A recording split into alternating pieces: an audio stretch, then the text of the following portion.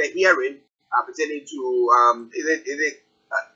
the 1999 Constitution. 1999 Constitution that has been adjourned to the 17th of May. But before you make any comment, let me say good morning to Anthony, Adedeji, Amaya, Jerigene, and all you wonderful people who listen to us from all the way in Nigeria and on the and every part of the world as well. Now, yes, 1999 Constitution. Over to you, sir.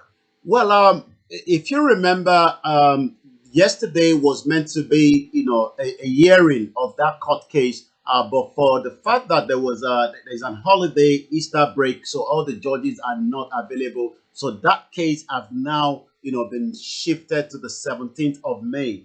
What is the reason for this? The reason is nothing more than that a lot of those that believe that the 1999 Constitution is a military decree, and that means it's got no space.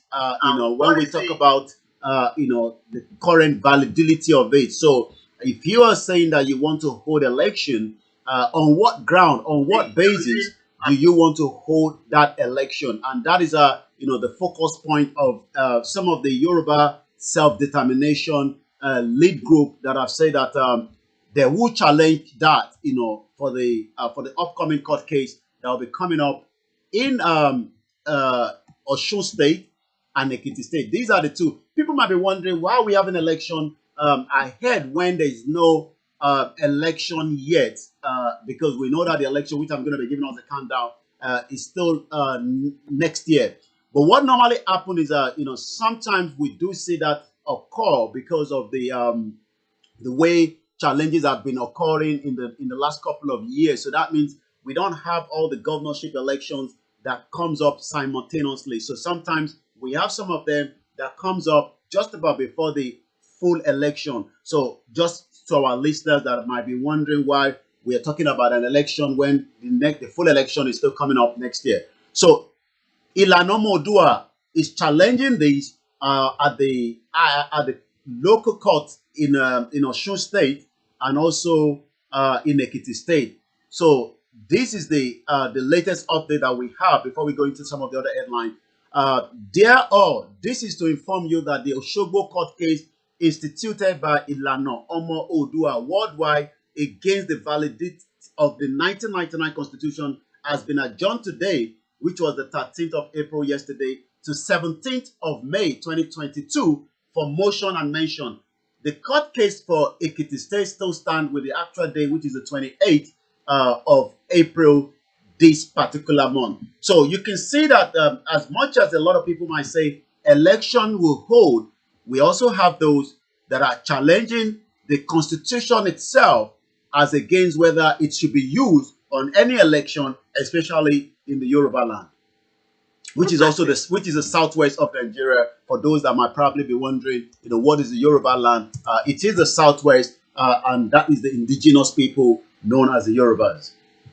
Okay, but when it comes to the general election, we know that there are people from that area who are also vying for various positions there. So what are the stakeholders in there? What have they said? What are those who are vying for those places? We have the what do you call him, the deputy, the vice president, who comes from that side, from the southwest, and we have a few Tinubu from that side as well. Now, what are they saying? Is it that they are also of the view that the 1999 Constitution is something that has got some flaws in there and therefore needs to be re-looked at, or what?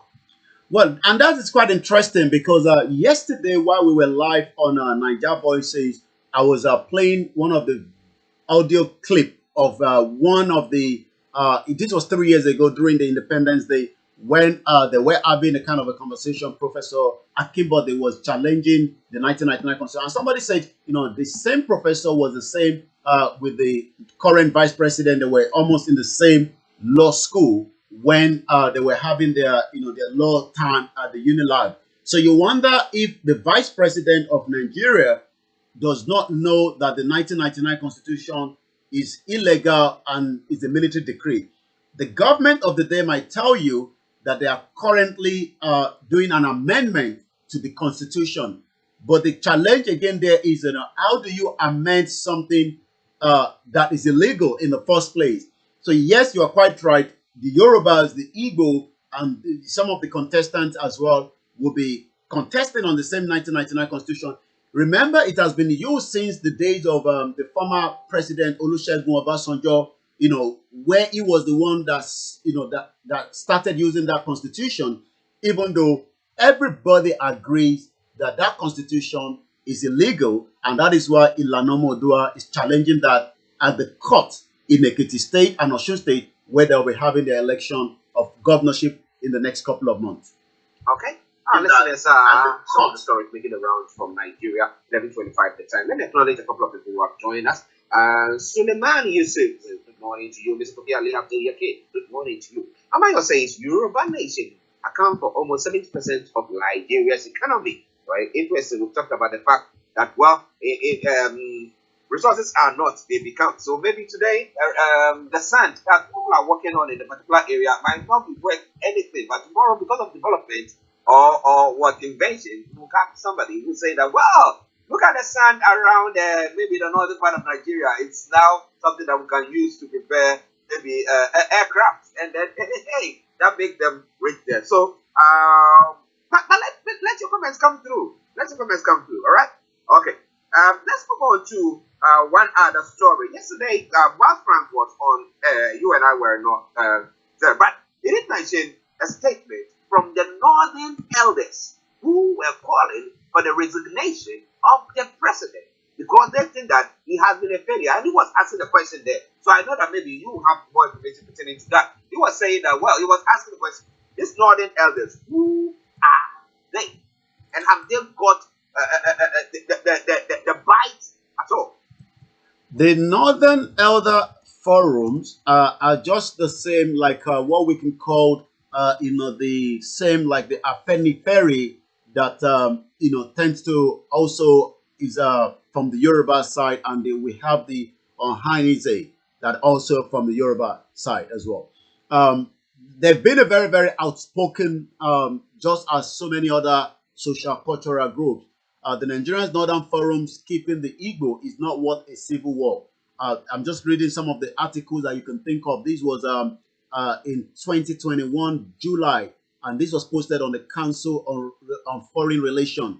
On the June 9th, following the closed-door meeting, the Northern Elders Forum issued a public statement that the Igbo dominated the Southeast should be allowed to secede from the Federal Republic of Nigeria if it was necessary to avoid a civil war. The Northern Elders Forum spokesman Akim Baba Ahmed, that I'm going to be discussing, that also talked about Buhari to be resigned, said the forum has arrived at the difficult conclusion that if support for secession among the Igbo is a widespread as it's been to look, and the Igbo leadership appears to be in support of it, then the country should be advised not to stand in its way in a statement. So you could see that they are very, very, out there. But the one you talked about is what, as also the question is again, the Northern Elders have asked Buhari to resign on security. The issue of security in Nigeria is not something that we can shy away from, but we must talk about it and see how things can be sorted out, because a lot of lives are at stake.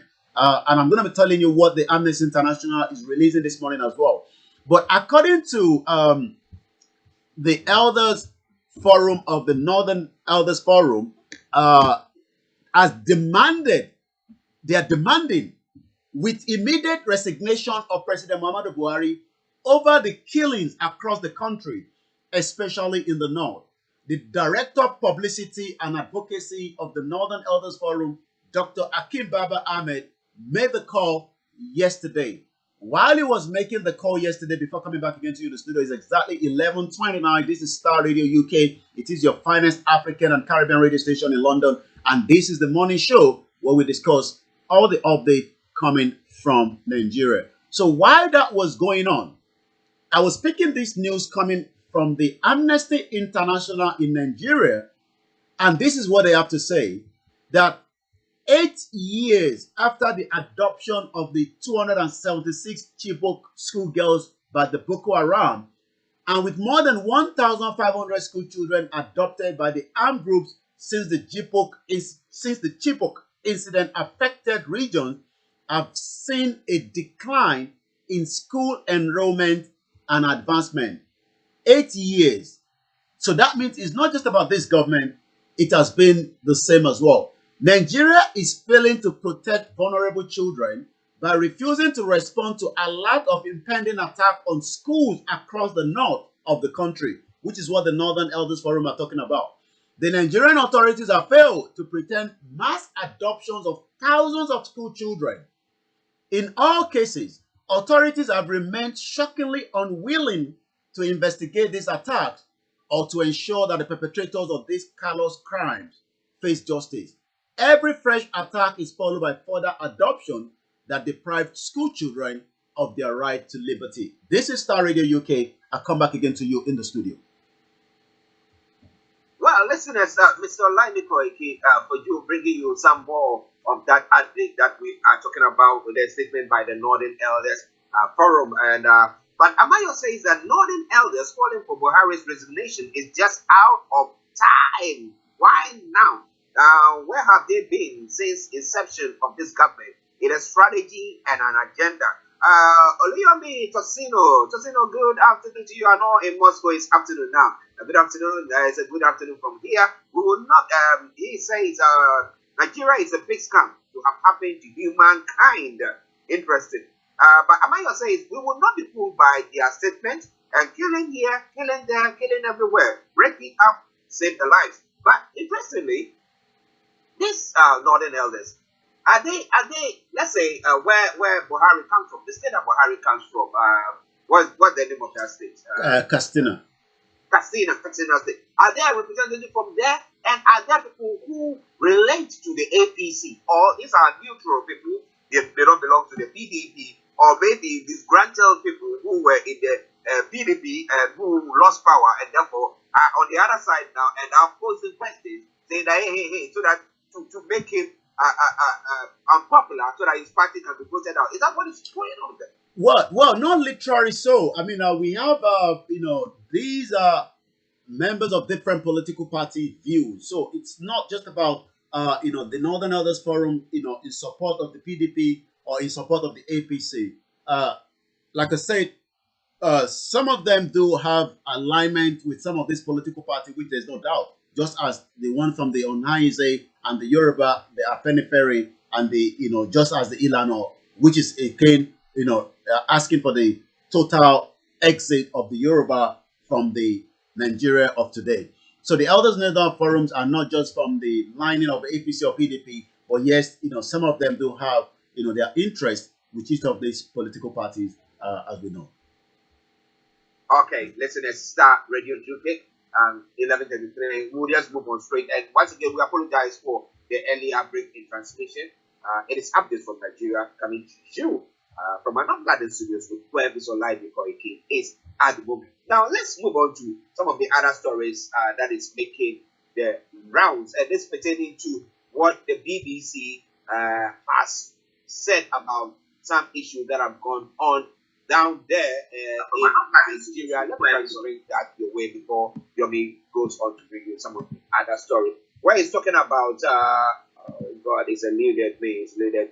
So, okay, I think you put it that a number of people who have been abducted, lots of others who have been school children and everything that is going on. Where did this issue take place? Well, we have almost every part of the region that is completely, people are running away. There is no safety anymore. So it's not just in a particular state that the amnesty have bracketed this. Even in some part of the Southwest, we've seen, people, especially in our rural communities, that probably don't have enough access to education in the first place, but because of the atrocity that is happening on a daily basis, more children are not going to school for that purpose. We know as we speak today, there's over 13 million Nigerian children that are out of school. Not just the children now, we still now also have the university that is completely still out of university student strike because of the, the engagement between the government and the staff academy that are not working together. So it now means that from what Amnesty is saying, this point that we must continue to raise is Nigeria is failing to protect the vulnerable children by refusing to respond to a lot of impending attacks on schools across the north. But I mean, as we know, the north is really on the heat, but we also know that in the southeast, as an example, there's more of the military in there, creating a lot of havoc, as we might say. But the most important thing is, that also might not allow people to go to school. So as we know that the terror attack is happening in the north, in the southeast, the military invasion of their territory is also making people to be scared of going to school. Whereas in the southwest, our community are now becoming more vulnerable as well. Just as last year, we have one part of the community in Ogun State have to all run to Benin Republic for safety because of the invasion of the land. Wow, interesting there. Before we move on to other stories, Amayo says Akamata is a new name of Nigeria from boss British. I don't know when British named Nigeria Akamata. And Amayo says the agenda is land grabbing and ethnic cleansing. That's what Nigeria is trying to do. But again, somebody will tell you that what is happening is not only peculiar to the southern part, but in the north, that is where most of the atrocities is happening. Because I just anytime I turn my page to look at stories coming from Nigeria, you find out that there isn't a single day that you will hear a case of people being abducted or being killed. So it's become something that's enormous now. But what do you think? Why don't you post your comments on our Facebook page, and I promise you we're going to be reading that. If you have any ideas, why not bring it on? All right then. Now let's go back to Yomi for some of the other stories. Over to you, Yomi. After almost 2 years, I can tell you the image of Sowore excited in Nasarawa State. You might be asking me, what is he doing in Nasarawa? Because we know he was meant to be in Abuja, that he has been for the last 2 years. But the image is just coming right now in front of me. Sowore meet and greet supporters in Nasarawa State. But that is all because the Court of Appeal lifted the movement restriction that was imposed on Omoyele Sowore, the founder of Sahara Reporter, and also he called for the revolution now in 2019 August, when he was picked up from an hotel in Lagos State. Hashtag revolution now protest. Appeal court lift movement restriction imposed on Omoyele Sowore. I hope you can still hear me.